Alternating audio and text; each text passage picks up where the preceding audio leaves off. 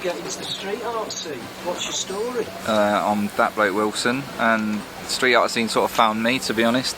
I was always an artist, and for a number of years I was a comic book artist, and then I noticed an advertisement for sort of local artists to take part in an event that was going on at my local pub called the Bull in Moseley, and they invited us to come down and paint a 4x4 foot wall thing, and that was done every single week. Somebody new would paint it every single week, so I did that, and I became a regular, as did a lot of the lads. And through that, sort of things like festivals, secret walls, Sneaks and Peaks invited me to come down, and it all just sort of snowballed to a point where eventually I ended up with some really handy sponsorship from Posca, and they send me sort of across the country now, sort of decorating shop fronts and things like that, and it all just stemmed from that that one sort of advertisement that we saw at the Bull's Head pub. You mentioned you're an ambassador for Posca. What does that actually entail, other than just going around the country and being at events? That's pretty much it, to be honest. I get free Poscas, which is awesome, and they just they contact me and they want me to go to whatever part of the country and spread the good word of Posca, really. And So just showcase the Poscas, and sort of make sure that people know how to use them and that kind of stuff. So that takes us handy on to, I suppose, how would you describe your style, and more importantly, the kind of influences that inform that style? Okay, well, my style, I suppose, is sort of like cartoony, illustrative street art. It's sort of, based. And as regards to things that have informed that style, I was a huge fan of Stop It and Tidy Up when I was growing up.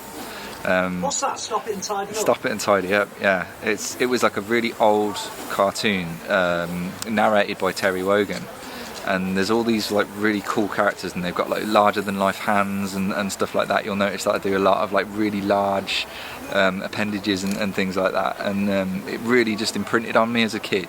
And I grew up sort of reading the Beano, the Dandy and stuff like that, and again all these things really imprinted on me, how to draw hands in certain positions and all that kind of stuff.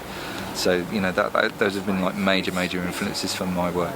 I can certainly see the influence of Leo Baxendale, classic Beano artist who did things like Little Plum and Bash Street Kids in your style. Yeah, so Bash Street Kids was a major favourite of mine. Very British styling, I suppose. Yeah, certainly, yeah. What about sort of external influences? What else fuels your creativity, music-wise, film-wise, culturally? Literally everything. I will go on holiday and I'll probably come home and have ideas that I don't even know are there, sort of brimming away in the background, and I'll draw, whatever comes to mind. And it's only usually when Jem tells me that, is that from that or is that from that? And I'll be like, oh yeah, I suppose it must be. We're all guilty of that sort of cultural magpieing, aren't we? Yeah, certainly. There's no new stories. The tunes that I listen to whilst I'm painting, how I'm feeling, all that sort of stuff, it all goes in there. Every single piece that I do is very, very personal. It's a little piece of me. How do you feel, this is not on the, how do you feel your art style has evolved? Because I know that you're moving into spray paint a little bit more nowadays as well. Certainly, yeah, as the walls and that have got bigger, Poscas only go so big and they take a long time to cover large areas. So, you do reach that point when you have to branch out, and, sort of festivals and stuff like that, a lot of the time they offer, like a wall rather than a flat surface.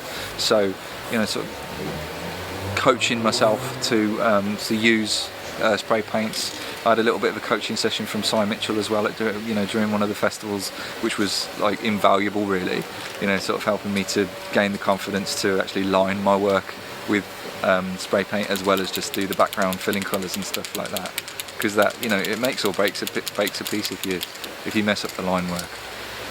And I'm quite precise when it comes to that. I like crisp, clean lines, that's and that's something that you have to sort of get accustomed to with spray paint. You don't get that. What about, I mean, you mentioned sort of the comic book art project that you were involved with, and then also the opportunities through Canvas at the Book.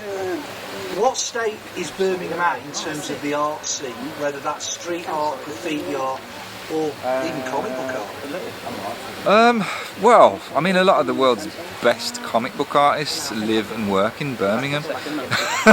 You know, it says a lot for itself, really. You know, I think we're a creative bunch, and I don't know if it's the city itself that's quite inspiring or uninspiring, which makes us all go indoors and start, you know, drawing or. That's interesting. Yeah, we might be onto something. Now, obviously, a lot of graffiti artists have certain personal rules to guide them. What are some of your personal rules? I don't know, the same as most people, realistically. You know, if you're going to go over a piece, make sure you go over the whole thing.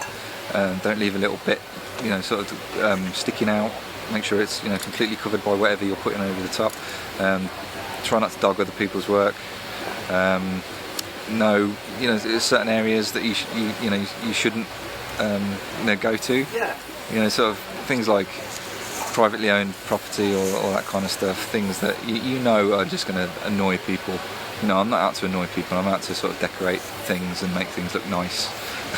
Yeah. For me, realistically, Yeah. and you know, I don't want to sort of end up with that sort of negativity following it. Last question: where can people find you online? Instagram and Facebook. If you just search for @ThatBlokeWilson, all one word. I've got Twitter as well, but I don't tend to use that as frequently as Instagram and Facebook.